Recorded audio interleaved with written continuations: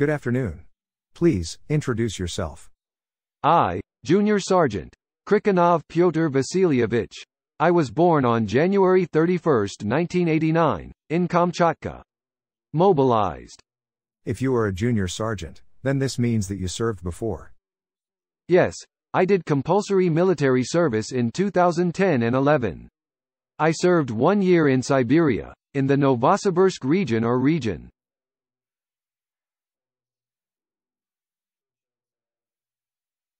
First in the city of Seversk, which is not far from Tomsk. There's a division there. I took a young fighter course and there was a sergeant school. They selected a few people for the School of Sergeants, and then transferred to the city of Chulim, 180 kilometers from Novosibirsk. A separate rifle battalion of the security service. We guarded the reserve depots, internal troops. Were there large warehouses? It was said that there were about 16 warehouses. We didn't see it, because the perimeter of the warehouse is 8 kilometers, and we walked around it only around the perimeter.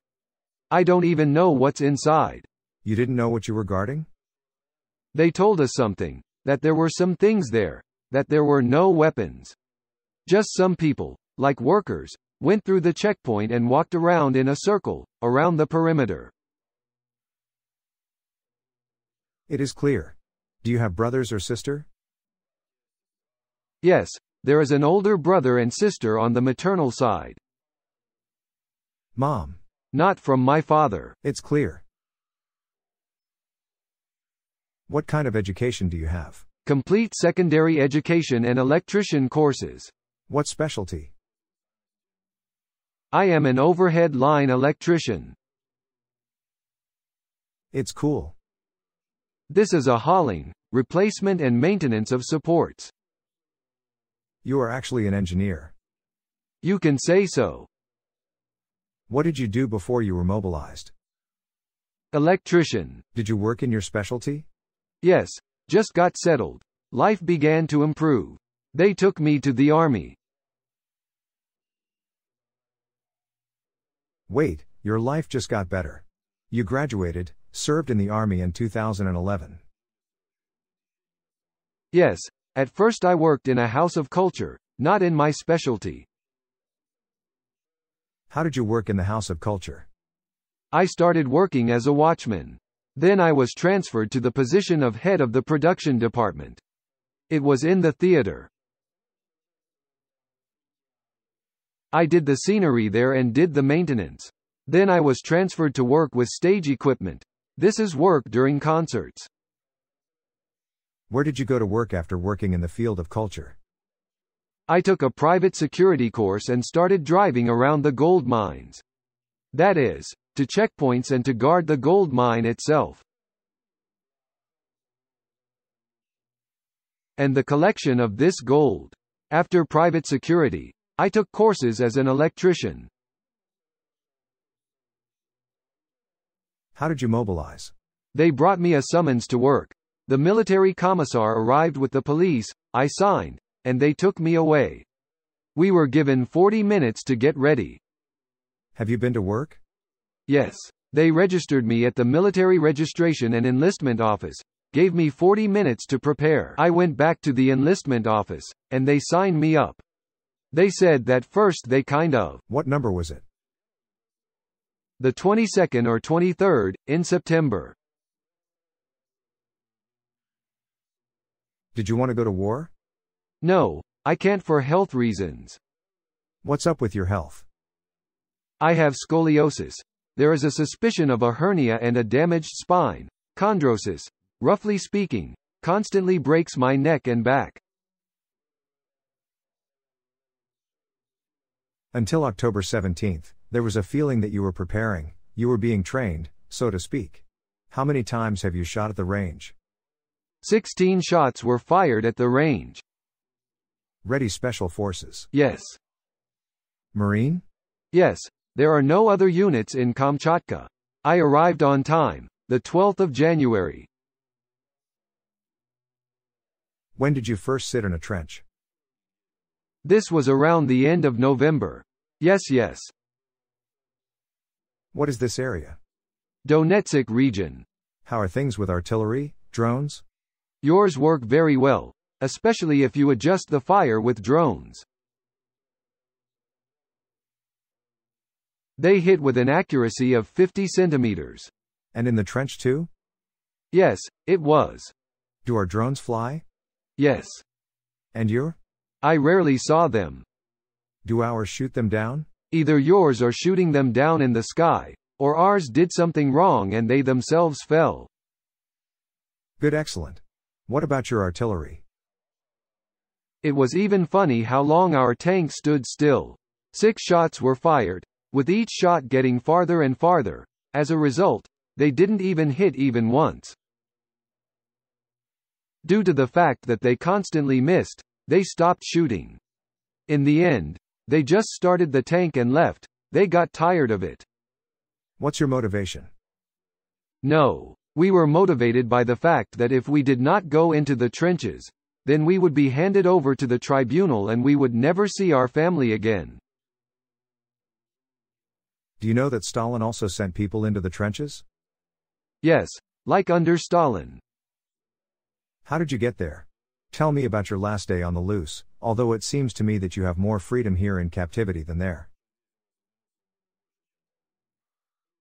There was no freedom of choice. And the food here is better than in the trenches. Yes, it is. I know it from your words, I just know what they eat. Once I also ate buckwheat and borscht from your diet. I know they are starving. That is, what they bring is not always possible to eat. I am telling the truth? Yes, it is. Last day? Last day. The last day of unfree life, that's what I'll say. What happened in the trench? The morning started off fine. It was quite strange. I felt like something was about to happen because the drone had never flown at night. And here the drone flew from 5 in the morning. It was still dark, and he constantly examined the forest belt until 8 in the morning. And the drone flew for 3 hours? There are several of them, and once every 15 minutes he flew completely from beginning to end. About every 15 minutes he flew past. Do you hide when it flies? Yes. Did they throw something at you? If they noticed us, then yes. They dropped VOG and a grenade. At 8 o'clock, as if on alarm, your artillery began to work. Somewhere, probably, about 20 minutes, but, in my opinion, they fired everything that was possible at our position, and we hid. Then there was a lull, and I went to see what was happening with the position. What with the people, whether there were wounded, alive or not.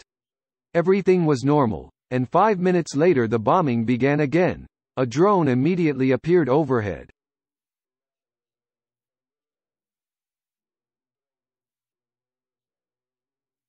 My friend and I went back to that foxhole, or whatever it's called. Dugout. You can't call it a dugout.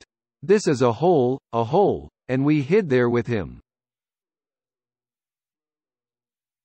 The mortar shelling continued for probably 3 or 4 minutes. I was shell-shocked. Ours fell into your trenches? Yes, there was shooting at the trenches, literally for about 3 minutes.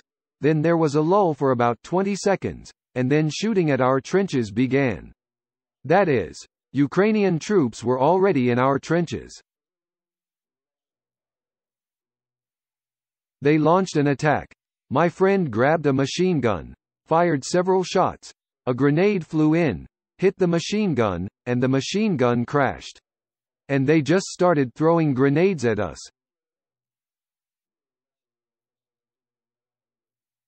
In this hole, our ammunition detonated, because of which we were thrown out of the hole. Several grenades flew into our holes, as if they wanted to smoke us out.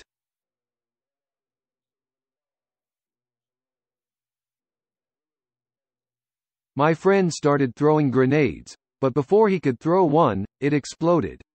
He was shell-shocked. I was a little shell-shocked. I understand that they were smoke grenades, not live grenades, because if RGD. RGD? Yes. There must be fragments. He was in front. His cheek was torn apart by shrapnel, and his arms and legs were injured. He tried to get out and run away, but came under machine gun fire.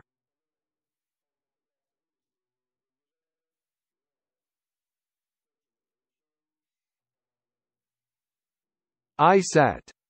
And again the projectile. He was killed? More grenades flew in. We got out, but we were shell-shocked. And then a machine gun hit us in the face. They asked if I wanted to live. They said to raise my hands. I had no weapons, no body armor, nothing. I came out shell-shocked. They put handcuffs on me and took me away, and then they said that all our people in the position had died and no one would compensate for anything. We were told that then someone alone escaped, but this is not confirmed. There is no information. How many of you were there? We had 4 mobilized and 1 contract soldier. Rate the level of our military. On a scale of 1 to 10, I would rate 10. Because the artillery worked smoothly, and the assault was carried out.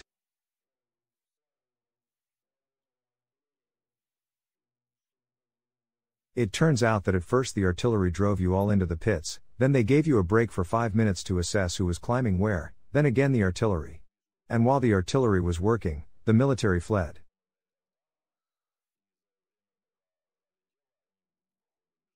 They ran, and then it turned out that the distance was 70 meters. Toward our position? Here are the trenches, and there is a distance of 70 meters. You didn't know about the distance? We thought it was about 200 meters. Did you sit opposite each other for a month and watch? It is not visible because of the forest belt. That's what drones are for. Failed. Nobody gave us anything. We were given a walkie-talkie, such that we hear, but they do not hear us. And how were you supposed to report if something happened? No one knew. What is the distance to your positions? Distance to next? Neighboring position for 500 meters. 500 meters is good. If your position is attacked, how will you report it? We didn't report it. We were sent like cannon fodder. Just sent to die. Yes, like meat. Were the commanders in your positions? Our company commander came to the position, looked, and that's it. We asked him questions. He himself never lingered. What did you ask him?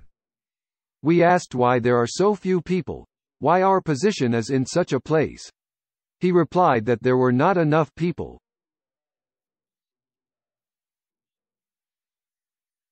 He said, we just have to contain your forces and we have to sit and watch.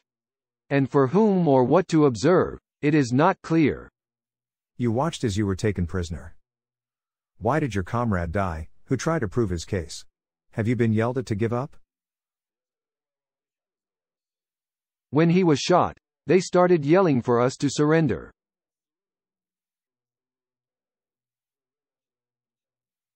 Give up. What did he die for? I don't know why. Do you know his last name? I know the name and call sign. His name was Camille. Camille? Yes. What nationality is he?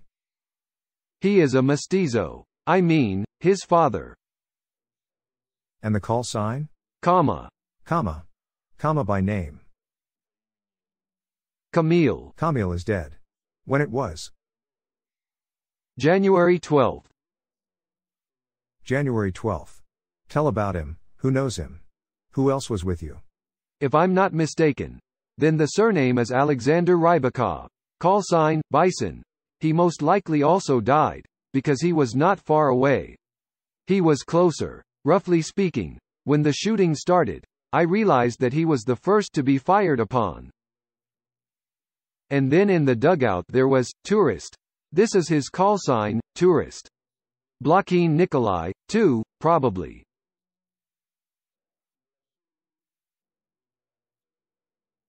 Probably, too. I don't know, but from what I heard, everyone was shot there. They must have resisted. We don't know what was there. Yes, I heard there was shooting. But why did these people die? I don't know. For what? Maybe they had convictions. When I talked to them before, they did not understand what was happening here. Why, what and how. We know when we will have the end of the war, when we will kill you all and liberate the entire territory. When is your finish? We were not told anything. We were told to sit in our positions and wait. Sit and wait. Who do we call first? Mothers. Mothers. Good afternoon. Hello. Good afternoon. Hello. My name is Dmitry, I am a journalist from Ukraine. Your son is in captivity. Do you know about it? Yes, I know. If you wish to communicate with him, you must consent to the recording and publication of this conversation. Fine. Communicate. You don't say where you are. Hello, Mommy. How are you? Hello, son. I'm fine, but how are you, my sunshine? Hope. Have you been shorn? Yes, I wanted it myself, because I was very overgrown, and I could not wash my hair. How are you feeling? I got a little sick. Clear. How's your back? A little painful, but tolerable. Fine. I miss everyone. We also miss you very much. Well, let's hope that everything will be fine and I will return home after the exchange. Did you go to the military registration and enlistment office? Find out how things are going? Am I on the exchange list? Tamara is doing this, and if anything, I'll go to the hospital, immediately to the hospital.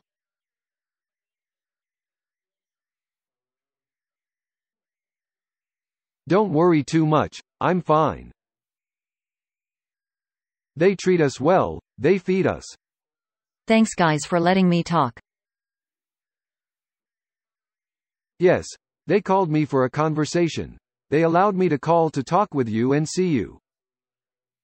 You yourself agreed. Yes, I wanted to. They just offered and I said I wanted to talk. You have bad internet. Probably. Reconnection is written. Good afternoon, my name is Dmitry, I am a journalist from Ukraine. If you want to talk to your husband, give your consent to the recording and publication of the conversation. Yes, I agree. My husband.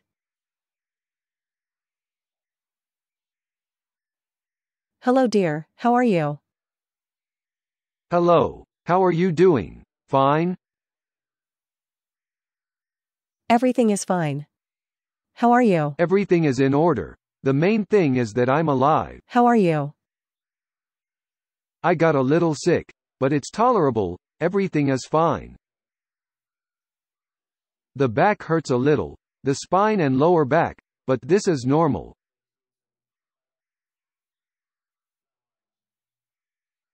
How is our daughter doing? Does she go to school? Yes, okay. We also fell ill here, her pressure jumps, then 100, then 150. This is such a period.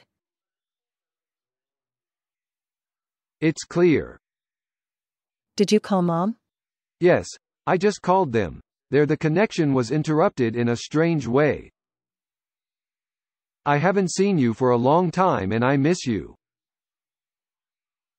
Me too. Don't be upset, it's all right. When will you be home? When will you be released? When Russia allows. There, apparently, the connection with the mother was restored. Then tell your mom that I'm fine. He already talked to her, but then she lost the internet. Yes, my mother lost the internet there. Let's hope that Russia again wants to change people and they will exchange me. Let's hope that everything will be fine.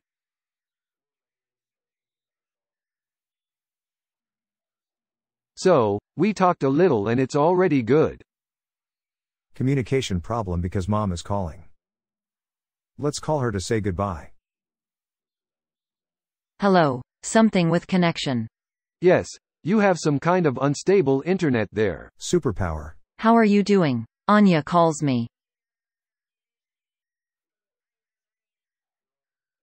I'm fine, don't worry.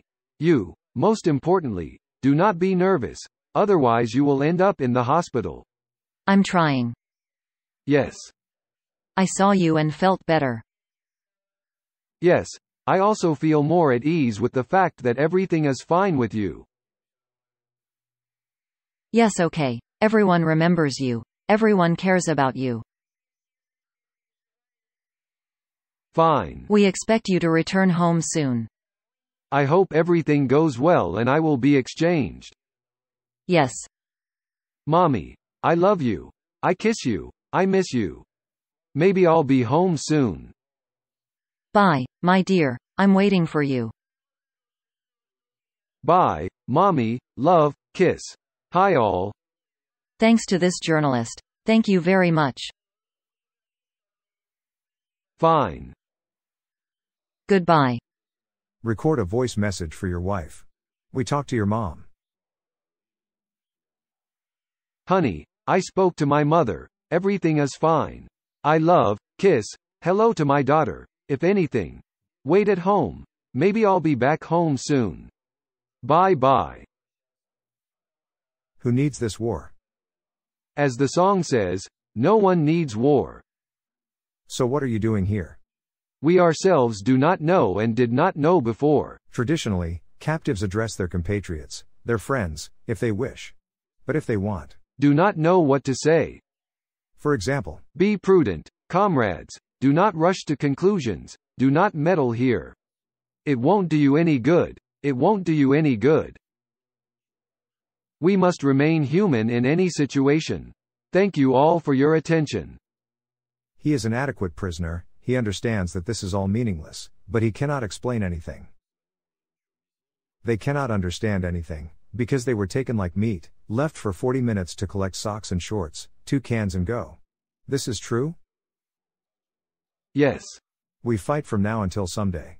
Wives and mothers, tell the men that if they have a situation where a gunfight ensues, then let them surrender. Then there will be no fate like comma.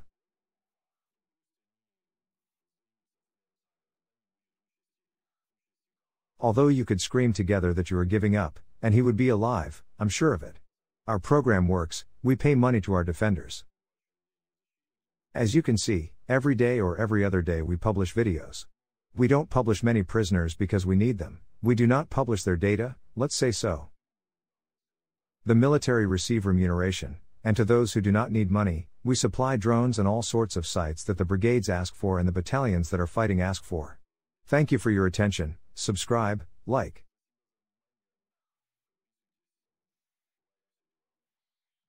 Thank you.